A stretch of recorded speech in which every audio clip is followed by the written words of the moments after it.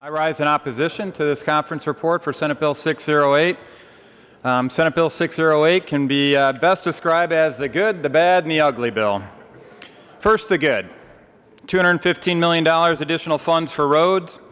In addition to voting for the road funding amendment in Senate Bill 608 as part of the Senate Appropriations Committee, it is something that I've advocated throughout my tenure. In fact, ensuring that surplus revenue be devoted to fixing our roads is one of the near-term tenets of my proposed road funding strategy. Furthermore, there is some good when it comes to additional funding for servicing our veterans. Now for the bad and the ugly. Medicaid expansion.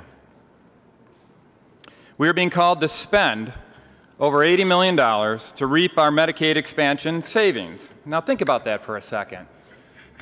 We are asked to spend more money to save money. $80 million that could also have been put towards our roads.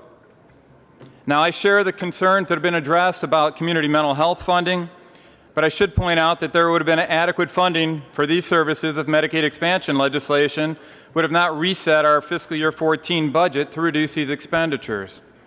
Furthermore, the 3-month implementation delay cited as a reason for the shortfall should correspond to a need for additional funding in July, not April. Yet we are being told that we are in the midst of a crisis that can't wait until June to decide. Now, why would June matter? Well, in June, we're supposed to find out the parameters for the quote-unquote real Medicaid expansion savings calculation. Why is this calculation important? Because embedded within the Medicaid expansion bill that was passed was an automatic repeal provision if state savings were not realized.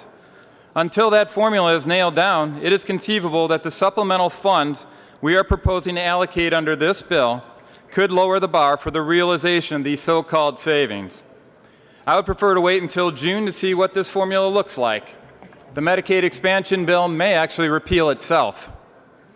Lest we forget, my friends, please remember that Medicaid expansion is simply Section 2001 of the train wreck that we refer to as Obamacare.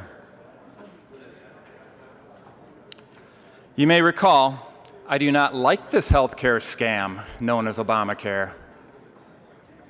I'm not alone. Most of America feels the same way.